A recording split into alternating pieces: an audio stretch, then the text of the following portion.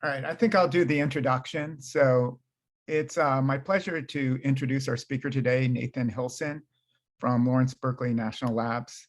Nathan got his undergraduate degree at Rice University and then his PhD under Chris Walsh at Harvard. And then he did a postdoc at Stanford University under Lucy Shapiro, where he then moved on to LBL. He's been kind of very instrumental in JBEI. That's where I got to know him first. And he's head of, let me make sure I get this right, systems, synthetic biology informatics at JBEI. He's also a senior staff scientist at LBL, and he's the head of their biodesign group. And he's also been instrumental in the Agile Biofoundry, where he's a principal investigator. And lastly, he's founder and CTO of Tesselgen, which is kind of an informatics company in the biotech space. So with that, I'll turn it over to Nathan. And all right, it's all you, Nathan. All right, thank you very much, Chris, for that introduction. Also for the invitation to speak with you all. I think this is a kind of a very timely opportunity to talk together, and we'll see that in a second. It's also really nice to see smiling, familiar faces. So it's great to see you all. I'd also just like to thank Donnell Ash for lots of logistical coordination and bearing with me as I took like forever to get back to her, like the abstract and titles and all those types of things. And for all of you being here. I'm going to go ahead and start sharing my screen. Get PowerPoint up here. Right. So the kind of the title of the talk that I provided to Donnell was opportunities for collaboration between CABBI and JBEI, potentially other DOE assets, other BRCs, potentially even JGI, I will touch upon a little bit. And when I was first thinking about this presentation, I was focusing mostly on thinking about how might we do this specifically in laboratory operations or data management infrastructure. I think you'll see this talk is going to be a little bit more broad than that. I was meeting a few weeks ago in one of our technology division updates, and I was saying, hey, we have this great opportunity. I'm going to be presenting to CABBI. If anybody wants to get any of their ideas in front of a CABBI audience, now's a good chance for that. So several people were able to provide me some slides. I just like to emphasize that these aren't the full set of opportunities for CABBI collaboration with the Joint Bioenergy Institute. It's very much kind of skewed towards technology. So we also have lots of things happening in techno-economic analysis, life cycle assessments, kind of the plant biology, deconstruction, and actually doing the conversion in the bioproducts and biofuels. So lots more opportunities than I'll be talking about, but I think there's going to be some exciting things that are happening. So just some background that I think will be helpful for this talk, and some of us, including Chris and I see Hui Min and Elizabeth, others on. Everybody's in that group has probably been breathing a lot of these things for the past couple of years, so it'll be familiar to them. But there might be some other folks watching this particular presentation that might not be as aware of some of these things. But coming up pretty soon, so it's only maybe about 6 months away, each of the 4 bioenergy research centers is going to have to be putting in a proposal to the Office of Science within the Department of Energy, and the Biological and Environmental Research sub-office. So this is a big deal for us. So this is going to be a kind of an opportunity to determine what we're going to be, working on collectively for the next 5 years. Now, it's really interesting in the directions and the guidance that the BRCs have been given in terms of their research and development plan. It specifically says that inter-BRC collaborative objectives should encompass at least 25% of the total center's objectives with concrete deliverables by the end of the next 5-year funding cycle. So parsing the words a little bit, it says that 25% of the objectives, it doesn't say 25% of the research funds. But if you want to consider those synonymous to an extent, a significant portion of what CABBI is going to be doing, what the Joint Bioenergy Institute is going to be doing, what the other 2 BRCs are going to be doing, really should be somehow related to our inter-BRC collaborations. So a significant portion of our proposals are going to have to describe how we're working together. And we've also had over the past couple of years, these cooperative research assessment meetings, these CRAM sessions, and there's a whole bunch of different themes, maybe 7 or so different themes within these CRAM meetings. A couple of those included data management and artificial intelligence machine learning, but there was quite a few other topics as well. So these things were really helpful for figuring out how we're going to be working together. And Elizabeth and Huimin led kind of just after the last kind of DOE in-person contractors meeting in DC, they led a workshop on AI and ML for biosystems design, which is also helpful in this space. So I think what I'm going to try to do in this presentation is it's timely, but try to seed and get any QA discussions going for how CABBI and the Joint Bioenergy Institute and others might be collaborating and going forward. I do think there's a big opportunity. We are going to have to do something, so we might as well do something that we're all excited about. And maybe in terms of a strategy, if we can find certain toeholds for collaboration between CABBI and JBEI, for example, then maybe we can bring the other 2 BRCs, GLBRC and CBI, into the mix as well. Maybe just due to fear of missing out or other types of reasons. So in terms of some of the potential collaboration topics that I'll be talking about today, at least, kind of span 4 categories. So most of my content is going to be in this first category, data management and sharing. And if given an option, I would prefer not to do any PowerPoints. So I would prefer just to speak to you all. I'm largely not going to be presenting any slides, but I will be doing some live software demos and at least through the browser pointing you to some papers. So not a traditional PowerPoint types of thing for me. And then I will acknowledge later some slides that were provided by Hector Garcia Martin around AI, ML and beyond, Chris Petzold around proteomics, metabolomics, as well as method sharing, and then Trent Northern around fabricated ecosystems. So we're very fortunate that I'll be able to present some of these additional topical areas, and I'll provide at the end the contact information for the folks to follow up with. But I'll be kind of kicking it off with some of these opportunities around data management and sharing. And largely, I'm going to be outside of PowerPoint. And whenever you do live software demos, there's always the risk that things go horribly wrong. But I'm still going to take that risk. I think it's worth it. So this first thing I'm going to be talking about is around this bioparts.org site. This is basically something similar to what a Google search would be, except instead of doing regular searches, it's specifically targeted around things looking for biological parts or sequences, those types of things. We just recently published this work in ACS SynBio. So you all should be able to get access to that paper to read more if you're interested.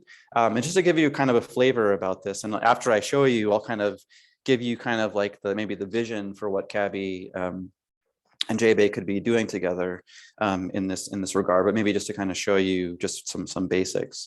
So if I just do a keyword search for RFP, it basically will just query several different repositories. The ones that are kind of shown in the top hits on the screen, at least right now, are coming from AdGene and iGEM, but we're also indexing NCBI as well as, and I'll show you this in a little bit, our own inventory of composable elements repositories. So a lot of different sources will be sequenced, and one of the opportunities, I think, maybe I'm getting ahead of myself, but one of the opportunities is that CABBI is going to have its own DNA repositories, and it would be really cool if we could, in the spirit of an inter-BRC collaboration, be able to put in one search into this portal and pull out, CABBI entries as well as entries from the Joint Bioenergy Institute or the other BRCs, for example. So let's just click on one of these examples. So this is an entry that's coming from Addgene. So there was a keyword in here, RFP, that we were just searching for. You get kind of like a quick preview of what that sequence would be. And then if you actually want to go to Addgene, you can kind of click on that link, and it'll take you to Addgene. So it's not only about kind of presenting a synopsis of the information, kind of like a preview of it, but you can actually go to the repository itself. So if you're doing the same thing for CABBI's repository, maybe on this page you would see the synopsis, and then you click on it, and now you're actually into CABBI's repository. And the same thing is going to be true for other repositories. So the same thing would be true, for example, for iGEM. So here's another example from iGEM. Maybe there's a lot less metadata available in this particular repository. And if you click on it, you can go into the registry of standard biological parts. So that's kind of interesting and kind of useful. Maybe something that we could do, for example, also just to kind of show you some of the flavors of the functionality here. Maybe you don't have a keyword, RFP, but maybe you have something, for example, just like the DNA sequence that you're interested in. So you can also search, for example, by just doing BLAST. So you can come up with BLAST hits, so sequences that match. And something that's also potentially useful, and I know this happens a lot at JBEI, I suspect that it happens at CABBI too, but sometimes people will put into our repositories just plain text DNA entries, and they're not actually annotated. So another kind of functionality that bioparts.org is offering, and hopefully this will come up. This might be the issue with live demos. Let me try that. Let me try that again. Oh no, now it came up. This just took a little while to process. But you can basically use all of the indexed repositories. So you can look up all the annotations in Addgene or iGEM or in CBI, and then you can put in kind of a plain text DNA sequence, and then you can kind of annotate with what's actually in that sequence. So if you want to kind of have a ballpark idea of what's in this plasmid, although I only have the DNA sequence, you might be able to use this type of functionality. Yeah, so that's bioparts.org, and again, I think the cool opportunity here, in terms of the inter-BRCs, is can we have some type of a portal, where we can put out queries to each of the BRC repositories, and then find what each other are willing to publicly share.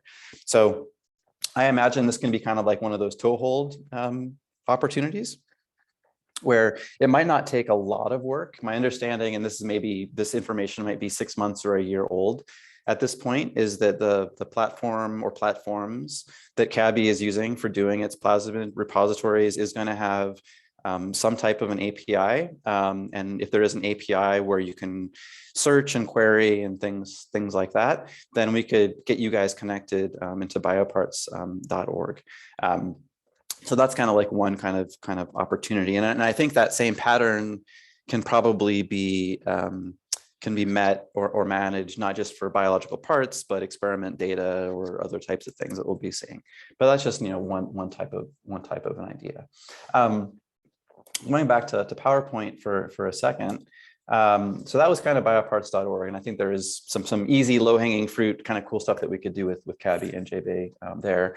I'll be showing you kind of some of the software that's kind of behind that a bit, ICE, in a second, and I'll kind of show that as I kind of get to it from the experiment data depot. So the experiment data depot, I think, will be the next thing that I show you all.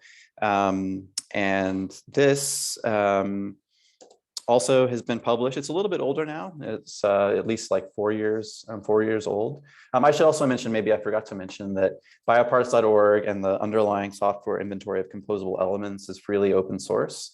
And that's also true of the experiment data depot. So there's a publication here in ACS Synthetic Biology. I'm just going to be showing you the public instance of the experiment data depot. I think this is also really important to understand for how the BRCs, including CABBI and JBEI, could work together. Most of our software platforms are set up with pretty granular permissions controls. So we use these platforms for all of our pre-publication work, in which case we're not sharing it with anybody other than maybe the people that are working on it, or within our research center at least. And then after we publish something, we can flip the switch and make it, accessible to everybody. So I imagine when we're talking about inter-BRC data exchanges, definitely everything that's been published, we should be able to access from each other. And there's also some interesting capabilities to share things even before publication with specific subgroups. So you don't have to keep it private or make it world accessible. You can kind of be pretty selective in who you're sharing things with. So if there's some type of a collaboration between CABBI and JBEI, we can share with each other, but maybe for the time being, we don't make it accessible to people outside of the BRCs, for example. Anyways, this is Experiment Data Depot. I'll just go to a data set that was associated with the publication that came out maybe three years ago or so. This is basically just a bar graph rendering of some of the data. The measurement types here could be things like optical density, or they could be proteomics or gas chromatography, other types of things. Maybe to just kind of make the data sets a little bit more narrow down. We can just kind of click maybe just like one metabolite, maybe one particular type of protocol, and maybe just a couple of different strains. So it's very, very basic, data visualization. It's not going to be as fancy as you could get from, things that you can do in like Matplotlib or Seaborn or Spotfire, or other kinds of data visualization tools. But at least it's enough to kind of give you a sanity check. Is this the data that I kind of want? The other kind of cool thing about these data sets is they also link back to our inventory of composable elements. So in this particular study, we have these different kind of rows in this table, or we would call them experiment lines. Each one of these rows has metadata associated with it. So it's not just the data, but it tells you, which microbial strain was used, and then some of the other, types of metadata, like what were the media conditions and ... So if you kind of click on the strain metadata, this takes you to our inventory of composable elements. This is kind of where we store things like microbial strains, DNA sequences, DNA parts, proteins, even our plant seed types of collections. This is basically a particular strain entry, and you can kind of see that it's world public. But that strain contains a particular plasmid, so you can also see that particular plasmid, and it's annotated. And you can also have things, for example, like we try to sequence validate all of our plasmids with our MiSeq. So we have the data associated with that sequence validation. So if years down the road somebody asks, "Hey, was this plasmid actually validated?" We have the data to kind of go along with it. Yeah, so that's just some examples from EDD and from ICE. Again, these things are freely open source. In terms of collaborations, I mean, I think we have the software tools. If, for example, you kind of have some of these functionality needs, but you don't necessarily, have them in-house yet, maybe we could help you, stand up some of an instance of this for CABBI, for example.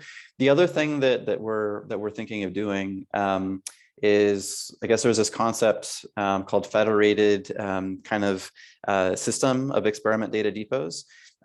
So the types of experiments that are getting done at CABBI might not completely overlap or be described exactly with the same metadata as they are at JBEI. Maybe we're doing similar things, but we call them things in slightly different ways. So I think some of the opportunities in Experiment Data Depot, for example, would not only be, if you could just use our platform, but we might be able to kind of what we have for bioparts.org, where you can kind of put in certain queries and it would search our experiment data repositories. They could query your CABBI experiment data repositories. There might need to be some things like, do we have some type of ontology mapping? So you call it one thing, we call it a slightly different thing.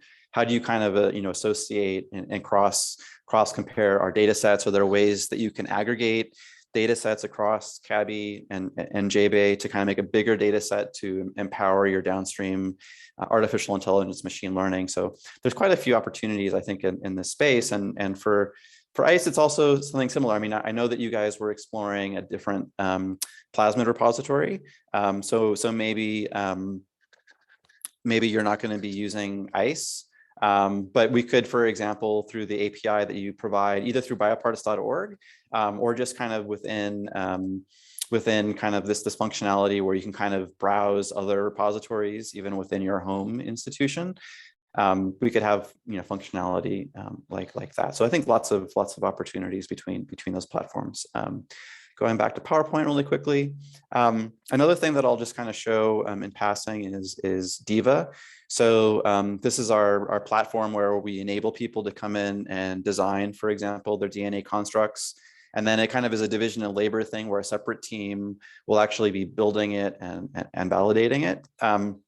We've definitely had conversations already with Hui Min, for example, about the potential for CABBI or iBioFAB to use the Diva platform. Diva right now hasn't been made freely open source, but it should be pretty readily easy for us to get all of the source code for you guys. We have a precedent for this. Johannes Kabbisch, who was formerly at TU Darmstadt, and now is at Trondheim in Norway, has done this already. And I'm getting ahead of myself a little bit. But let me kind of show you this, and then let me tell you about maybe how Hui Min's group could be interested and benefit from this, and then where the opportunities are. So this is basically just, again, the platform where we design things. Let me just kind of jump ahead a little bit, and I'm just going to go into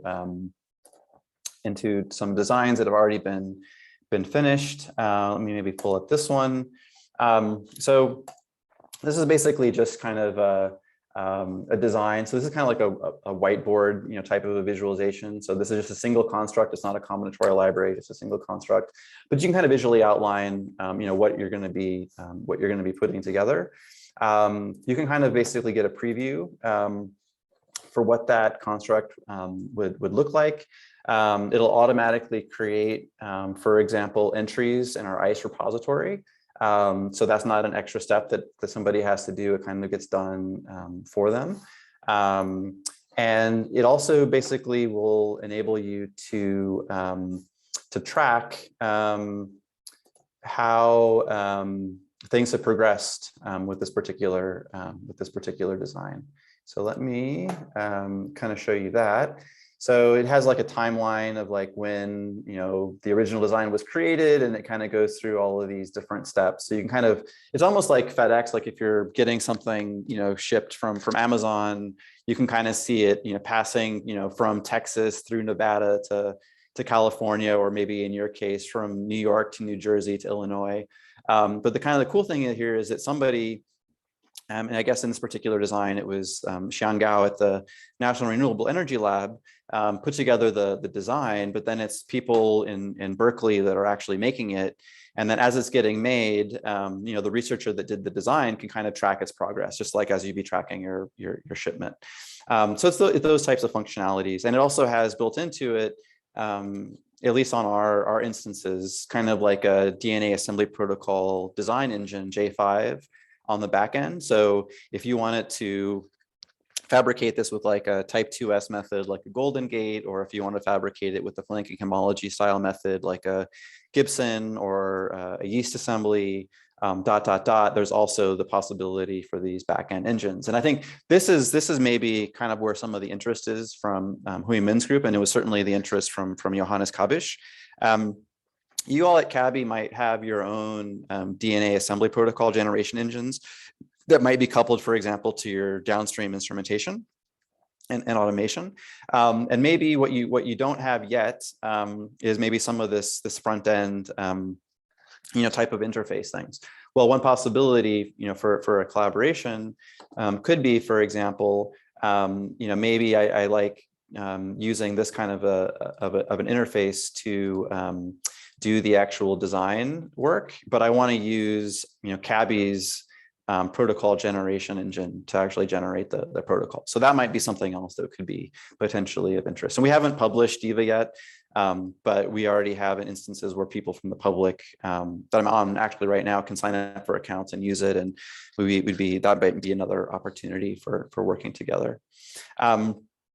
Now, kind of going back to PowerPoint for a second, and I'm happy to go back at the end of the talk during Q&A to any of those softwares that we just saw, or follow up with you all either in a group or individually later. But I think the rest of the talk is probably going to be back in PowerPoint. So this last little bullet here around FAIR. So kind of one of the things that was kind of a big deal for us in the CRAM planning meetings for how the BRCs might be working together in terms of data management and sharing is generally trying to make the data sets that we have across the BRCs more fair, so findable, accessible, interoperable, and reusable. So examples of that might be bioparts.org, right? So if you put in a keyword or you put in a sequence, can you actually find those? Once you find them, can you actually, access them, either the data or the physical versions? Like we showed you already that you could just go to AdGene and request the physical material, or maybe you could request it from CABBI directly or from JBEI directly. Interoperable, so we have different systems. So CABBI has its own plasmid repository, AdGene has its own system, iGEM has its own system, we have our own system, and CBI has its own system, but yet they're all interoperating. And can you reuse it? So can you take like maybe a portion of a plasmid from CABBI and mix it together with a portion of a plasmid from JBEI and then make it into a new plasmid and use it at CBI? So I think that's just kind of one example of what we mean by FAIR. We had a BRC roundtable discussion at the Joint Genome Institute, JGI, at their user meeting, maybe about a month, 2 months ago. It's really hard for me to track time anymore. But generally speaking, the JGI is very interested in the BRCs because I want to say, I could be wrong with the exact numbers, but something like 25% of the JGI's resource allocation needs to be spent in helping the BRCs. So that's actually a lot of resources, and the BRCs are super fortunate to have support from the JGI. And historically, the JGI has offered products and services to the BRCs like sequencing. That could be, plants, it could be metagenomes, it could be microbes, it could be, single cell, experiments. They also have all kinds of things at the JGI. I mean, they have synthetic biology and making DNA, they have host engineering, they have metabolomics, they have all kinds of different offerings. But one of the things that I was kind of brainstorming, and maybe, if we get enough interest across the BRCs, we might be able to move the needle on this a little bit. So that's why I kind of want to open up this. And I don't necessarily think that this is something that the JGI is just, nipping at the bit to try to offer to us. But I get the sense that the BRCs, what the BRCs need or want isn't necessarily always what the JGI is always providing. And I think the JGI itself right now has been investing a lot on its information system side in terms of making its own data more findable, accessible, interoperable, and reusable. And they have been, for example, doing some work with some external companies, including TrustWorks, to try to do that. How do you make the JGI's valuable data, more accessible and useful to the user community?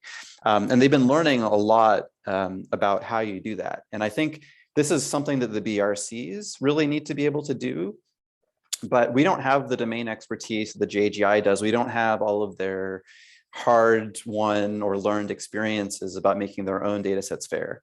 So my suggestion that maybe something, if CABBI is interested or the other BRCs is interested, might we be able to go to the JGI and say, hey, a big portion of the next 5-year plan for the BRCs is to do these inter-BRC collaborations. And in order to do that effectively, we really need to make our BRC data, more fair. And in addition to DNA, sequencing or synthesis, these more traditional JGI products, maybe the JGI could offer the BRCs some software engineer time or software engineer consulting to kind of help us learn how to make our own systems fair. So I don't know if this is going to be successful. I don't know if that's something that's also of interest to CABBI or the other BRCs. But I imagine if we had kind of like a coalition of the BRCs going to the JGI and saying, hey, we love your sequencing, we love your synthesis, all your other existing products, but we also could really benefit from you consulting with us or actually helping us make our own systems more fair. So that's just kind of another idea pitch. Happy to talk about that later too. Now I'll probably move on to the topics that Hector Garcia Martin, Chris Petzold, and Trent Northern provided some slides on. So first on to Hector Garcia's slides, and this is around the automated recommendation tool. It has been recently published, and this is kind of a non-mechanistic modeling framework that can basically take a variety of different types of inputs. They can be continuous variables, they can be categorical variables, and within a given input, you have some other type of response, like how much of your bioproduct are you making. And I should point out that this can be things like protein concentrations, but we're also using it for things like media optimization. So it's pretty broad and pretty generic. It can be used for operational optimization in addition to kind of more traditional metabolic engineering optimization, for example. And it basically has some ensemble, probabilistic models that kind of basically say that, if you make this particular microbe or you use this particular media formulation, it has a certain chance of producing, a certain amount of your bioproduct. And you kind of use these things together, and then you kind of go iteratively around the engineering cycle where you make predictions and then you proceed. And that's very closely related in concept. So now this concept of self-driving labs. I think this is something that the Office of Science, BER within the Department of Energy is really interested in. And I know at CABBI and Bioefab in particular, you guys have made tremendous progress along these lines. And Bioefab, much more than JBEI is almost already a self-driving lab and fully automated and integrating some of these MLAI techniques. At JBEI we're really fortunate to have lots of automation instrumentation, but we're not fully automated. We don't have robotic arms moving plates between stations. It's mostly individual human operators that are moving plates and samples between our instruments. This particular implementation is using more of a microfluidic device. So shown here is you might have a particular microbial cell that's making a particular product. You basically on a microfluidics chip, you can make the cells competent, and then maybe you're doing a technique like CRISPR-Mage to make genome scale types of edits. Then you have some type of a readout. It could be something, for example, in this slide, like a fluorescent biosensor. You have those numbers. You kind of throw it through some type of an AI/ML framework like ART, for example, and then it can kind of go back and give you different combinations of those edits. So this might be, at least for JBEI, this might be something that we could realize, but I imagine at iBioFab there's going to be very similar types of configurations, and that might be another kind of cool area of collaboration. Kind of beyond just kind of microbial production, there's an effort now at JBEI around feedstocks to fuels. So you're really kind of interested in the entire process, starting from your plants and ending up the biofuels. There's so many different conditions and variations. It's you're getting an astronomically large set of combinations, and how do you kind of automate exploring and exploiting these types of condition spaces? And again, this is something that a tool like ART might be able to contribute to. So if there's similar types of pipelines set up at CABBI, that might be kind of another area where we can kind of leverage each other's experience and maybe infrastructure, those types of things. this is a little bit of a different type of a story. Another thing that Hector Garcia Martin and his group has been working on has been some of these generative models, also referred to sometimes as autoencoders, for protein sequences. So there's kind of the classical types of ways of doing autoencoding, where if you want to do like if you're the post office and you want to try to recognize the address that somebody put on an envelope, it's not probably people that are trying to recognize addresses. It's probably some type of a AI type of a system. So you can kind of encode it into some type of a compressed representation latent space, and then decode that into basically what you expect, like the number 2 to look like if somebody wrote it on an envelope. You can do something very similar actually for proteins. So you can take in protein sequences. These could be annotated by some type of a family or classification. You encode it into this latent space, and then you can decode from this latent space into output. And I think basically when Hector's telling a full version of the story, kind of the idea is that AI algorithms can now hallucinate. So you can train AI/ML types of encoders, autoencoders like this on maybe, for example, things like celebrity faces. So you take all of like the Hollywood stars, you train the model, and then you select somewhere in latent space and you decode it. And it's not even a real person, it's a completely hallucinated person, but it looks like an image of like a movie star. Now the same concept's true here for proteins, where you basically can train the encoder on known proteins and known classifications, but you can pick somewhere in this latent space that doesn't actually correspond with a real natural protein. And it can basically put out a protein sequence of something that seems to look like a hydrolase, for example, but has never existed. So there could be some really interesting types of applications just for hallucinating proteins, or if you're doing some type of protein design or engineering, you make a lot of perturbations to it, maybe to change the active site to recognize a different substrate.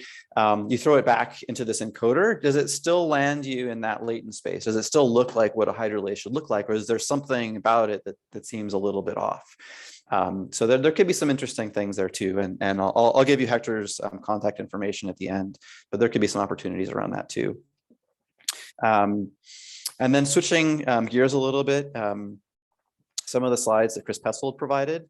So Chris is very interested in high throughput, high quality proteomics and metabolomics data, largely targeted, although they do some kind of more global or shotgun types of experiments as well. So I've already kind of shown you the experiment data depot portion of this pipeline, but this might be another area for collaboration, and how can CABBI and JBEI work together to try to accelerate some of their sample prep and analytic methods, and then data quality assessment and reporting to go basically as quickly as possible through that process. And a big portion of that is how do you try to automate all of these sample preparation steps. So Chris's group and related groups have been doing a lot of work in how do you automate the sample preparation for these things. So these might be other opportunities for collaboration in terms of how do you compare notes, or can you at CABBI reuse some of our workflows, or vice versa? Can we take workflows from Illinois and bring them to California, for example? Other things that I think that we've been doing a lot is trying to really leverage the protocols.io protocol sharing platform. So protocols.io is just a public kind of a website that you can kind of go to and develop your protocols. But this is a big way that we're trying to share across facilities, across labs, across projects, our protocols, rather than keeping them in kind of Microsoft Word or Google Docs. So we've been really using this platform a lot. So this might be another opportunity for CABBI and JBEI collaboration. So if we want to share protocols, like if we want to share, how do you do sample preparation, then maybe protocols.io would be like a good platform for us to do that together. And maybe kind of like closing out on Trent Northen's slides, this is really around fabricated ecosystems. And you'll have to excuse me if I have any, slight misunderstandings or misstatements around these systems. I'm sure Trent can clear them all up and give you very accurate information. But the idea is that we want to have fabricated ecosystems, and where they kind of started originally was very, very small scale with these things called EcoFABs. And these things are probably, scale, order of, centimeters, big. They're not like meters big. But you basically have a fabricated ecosystem where you can have a plant, you can have the roots, you might be able to have some kind of area where you can have microbe and microbial communities there in kind of a very standard and structured way. They've also now gone on to ecopods. Now these things are more now like, maybe even like meter scale. So each one of these ecopods has 4 separate chambers where you can actually grow plants, and you have soil, and you can make measurements, and they have more automated versions of these, like the EcoBot. Now, going back to the EcoFAB kind of configuration, they have done some nice studies for different labs across the world, trying to maybe across different media conditions and different tissue types. I think this is mostly from Brachypodium so far, but they can get pretty good agreement across laboratories, both for things like, how much did the plant grow, maybe how much inorganic phosphate is stored in different tissue types as a function of media conditions, or if you look at the metabolites in a given tissue or the exudates, certain types of things tend to cluster together, even if different labs are doing those types of experiments. So they have some good results so far. And then in terms of plans for inter-BRC types of collaborations, there's already been an assembled group of folks. I guess Angela Kent is the CABBI kind of lead on this. But similar types of inter-BRC types of work is getting planned out right now. And I think the first thing is to just have the BRCs pretty much reproduce these same experiments. So can the BRCs do something very similar to that? Again, maybe just using Brachypodium as kind of like an internal control type of a thing across a variety of different measurement types. So not just metabolites, but also some of the imaging, measuring biomass, things like that. But then once you kind of do that inter-BRC type of comparison, now you can start to using these same platforms, whether it's EcoFABs or EcoPods, other types of fabricated ecosystems, for doing whatever you're interested in. So Trent just listed this one particular example from CBI, and they're interested in growing poplar from seed in these systems. Yeah, so I think that's pretty much the content that I wanted to share with you. I think we're still going to have ample time for questions and answers, and again, just some acknowledgements and points of contact. And there's lots and lots and lots and lots of people that have contributed to what I've shown. So lots of software engineers, lots of scientists. But what I'm just mostly acknowledging here is just the preparation of the slides. So I did get slides from Hector and Chris and Trent.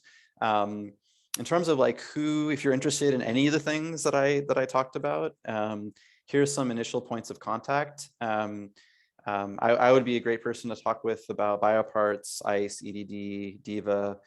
If people do like the idea, maybe the JGI trying to help us make our data more fair, those types of things I would be good for. In terms of like art, self-driving labs, feedstocks of fuels, the generative protein models, Hector Garcia Martin is a really great person to contact. Anoop is probably the best point of contact for the microfluidic aspects of it, if that's of interest.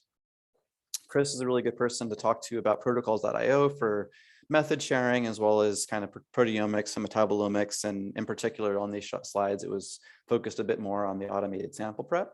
And then Trent will be a really good person to talk with about fabricated ecosystems. There are going to be people at CABBI that are probably already aware of these types of things. And there's other people at the other BRCs, including JBEI, that they're thinking about that too.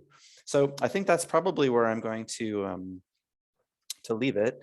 And then I can keep keep sharing my slides, or I can come back to it. Maybe I can just turn off my sharing for now. And that way I can hopefully see people. Let's see, where am I? Oh, I was still sharing. There we go. Okay, so now I can see people again, which is good. And then Chris, I don't know if we're ready for Q&A, but I'm ready if you guys are.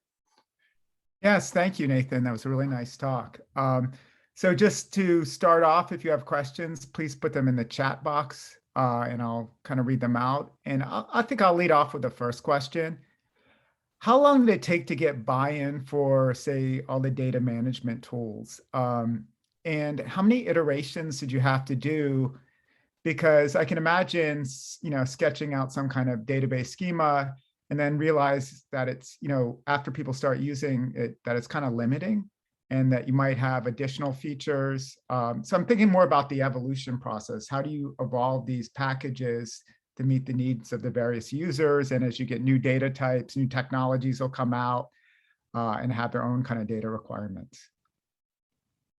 So very, very good, thoughtful question, Chris. I can kind of give you some anecdotes or flavors. I think different people would have different answers. But I think that the genesis of a lot of these tools has been that somebody has their own pain and they want to satisfy that pain. So for example, maybe with the Experiment Data Depot, Hector Garcia Martin never wanted to initiate the Experiment Data Depot. He doesn't want to do that. That's not fun. That's not like his core competence. But he started to realize that if he's going to get the data to train his models, whether they're mechanistic or if they're things like art, he needs to have that data in a structured way. And he doesn't want to have to be himself or people on his team spending 90% of their time rearranging Excel sheets and grabbing data from collaborators. So he kind of created the Experiment Data Depot to try to mitigate some of those issues. And I think that's going to be the same. The same is going to be true for almost all of our tools. And then, like you're saying, you create this thing and you believe that it might be useful to other people and not just you, or maybe some of the success of that thing is going to be dependent on other people. And then what is the time course for buy-in, as you mentioned it? And I think with a lot of these things that we've seen, it's like anything with like change control or change management. You have kind of people that are kind of like the early adopters. You have kind of like the people that are kind of in the middle that kind of wait to see if other people are being successful with it. Like, I don't really want to waste my time on something that may or may not work. And then you have the people that prefer doing their science like they've been doing it for the past 10 years and they don't want to change. So I think in terms of buy-in, Chris, to your point, I don't think we're ever going to be totally bought in. I think there's always going to be people that are trying to go outside of it. But our goal is to kind of progress as much as you can. And I think the other important thing that you talked about is that, people, when they start using it, they start to see the value proposition, but they start to seeing that, hey, I have like a use case which isn't supported yet. Maybe the easiest example in the Experiment Data Depot context is, hey, you seem to be supporting proteomics, metabolomics, optical densities, maybe even bioreactors like the Amber 250s.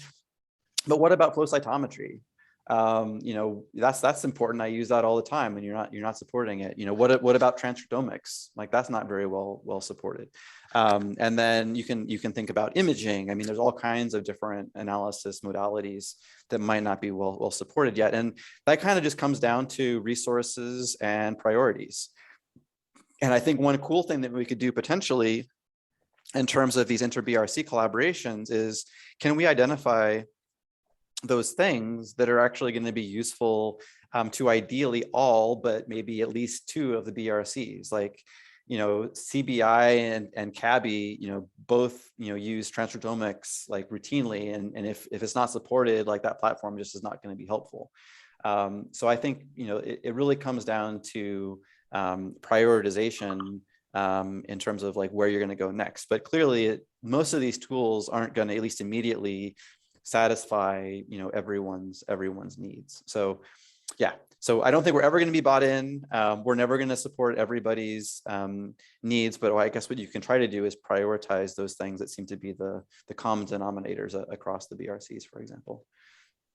So let me just ask a follow-up question, because we've been struggling with this too as we think about developing a database for non-model yeast. How do you rationalize support for the software? It's easy to get, resources, advocate resources like a one-time expense, but then you start thinking about it and it's, 100K every year. And then people start raising their eyebrows. Well, that should be better spent on, experimental stuff or my own research. They're expensive to maintain. And that's been a concern for us, or at least thinking about how to justify that. Yeah, so there's a couple of things, and maybe some of this will be intra-BRC politics. I imagine it's the same at CABBI as it is at JBEI. I think at the national labs and in academia, maybe even more so, we are highly motivated or rewarded for kind of novelty and initial publications. It's super hard for us to maintain anything. And if you stand up some type of a system, now it's almost like you hire somebody. You don't just hire somebody and fire them a year later. I mean, you pretty much want to kind of keep them on and working. So over time, you start to accumulate all of these systems. And if you don't constantly put in effort and maintenance, then they atrophy and you can't really use them anymore. So I think there's a couple of approaches that you can take to that.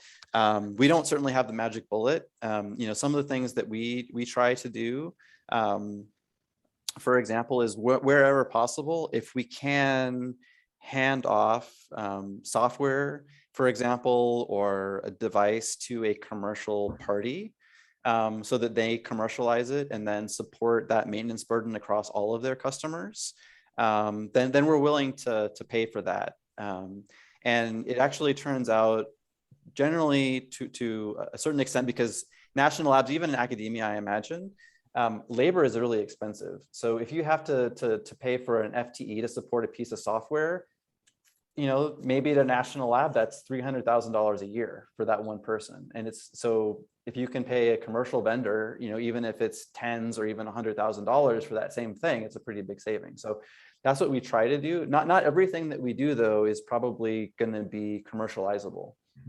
So then you might, reach out to other people with similar problems. Like maybe it's really hard for us to support it alone, but hey, if CABBI and CBI and GLBRC were all using the same platform and we could each chip in a fraction of a software engineer's time to help maintain it, then you can kind of, share the burden across multiple, entities. But it's a hard question. And I think it's just generally a question, a hard one is, do you roll your own solution? Or do you try to use a commercial solution which maybe wasn't purpose designed for your application? So LIMS systems are a very typical example of that. Like there's always like the temptation, I'm going to roll my own LIMS solution, and now you have like a $500,000 a year burden that you have to support. And if you don't support that, then your whole institution is going to be in big trouble. Like I think the Joint Genome Institute has had horror stories along those lines. So they have some hard lessons learned, and maybe people in this meeting have as well. But there's always that tension between doing something yourself and having to support it versus using someone else's system. And what happens if that company goes out of business, or what happens if we're not a big enough customer to get responsive, bug fixes? And it's not an easy solution. But getting more into the intra-BRC politic a little bit, I think individual investigators, for example, within JBEI, see the obvious value to themselves and their science and their groups for hiring a postdoc. If they're going to chip into a robot, that's very much like an indirect value proposition. I'm sure like my group is going to be, more efficient, but it's not directly under my control. I don't exactly know how it's going to benefit me, but I know exactly what my postdoc's going to be doing. So I think there's a big tension between hiring people and then supporting infrastructure. And I think that's another challenge. And maybe through the inter-BRC collaborations, it'll be easier to justify some of those those expenses. All right, I'll turn it over to Matt Hudson, who has a question. Matt, you can just go ahead and ask it. Just, I don't know. Thanks, Chris. Hey, Nate. I've got a few thoughts about this, but I mean, yeah, as you mentioned, there's this hierarchy of scientific needs, kind of like Maslow's hierarchy, where it's like postdocs and graduate students are at the bottom. Shared equipment is somewhere in the middle, and post-publication data fairness is like right at the very top. It's the thing you only do when you've got tons of money for all the other stuff. And yet it's absolutely critical for, ongoing research that isn't duplicative, right? So, I mean, I feel like this is something that could be, if anybody can do it, the BRCs and DOE are probably the best place to do it, just like they were for GenBank. And certainly I think between CABBI, JBEI, and maybe JGI, there would be interest in maybe getting together and thinking about some more coherent and larger scale and scalable solutions here. Yeah, and just in passing, very good to see you again, Matt. Matt and I were kind of in the data management and sharing subgroup, so we were kind of like theme leads for that. So yeah, so Matt and I went through all of those struggles. So good to see you again, Matt. Yeah, and then like you're saying, I agree. I think the visual about the pyramid and fair data being at the top is a very good one to think about. I do think that people at JBEI are going to be champions of what you're describing. I think we see the value and the need to do that. Maybe not everybody, like Chris is mentioning, not everybody probably sees the value, but I think we probably have consensus, and leadership will be supportive of that. It's good to hear that CABBI is also interested in that. And I know that the JGI, at least internally, is very supportive of that. And I think maybe the corner that we could potentially turn is how can we somehow enlist JGI resources and help to get us to do that? Because I feel like we could do it ourselves, but if they've already gone through the struggles of learning how to do it well, then we could really benefit from what they're doing. And they want to make us successful, and along the way, we could integrate JGI or K-based types of resources into the mix. And so yeah, I'm excited about those things, and I'm very heartened to hear that you guys are as well. Yeah, the wrinkle is that that's kind of what DOE think K-base is supposed to do, right? But it's not really what K-base is doing. And that's something that makes it politically awkward. But I think at some point we have to address that. Exactly. Yeah, I agree with that. Yep. Thanks. Are there any other questions? Well, if not, thank you, Nathan. That was actually a great talk, and it gives us a lot to think about, particularly since we've had lots of data management issues, and thinking about how to evolve our own infrastructure here. And it was actually perfect timing given the call coming up for the renewal. So thank you very much. All right, great. And thank you again for the opportunity. And I'm happy to talk more offline. And I'm sure the other people that I gift their emails to, they'd be very happy to interact with you all too. Oh, I'm sure we'll be reaching out. I'm positive. Awesome. Okay. Thank you Thanks so much. Thanks, Nathan. Thank you. Great talk.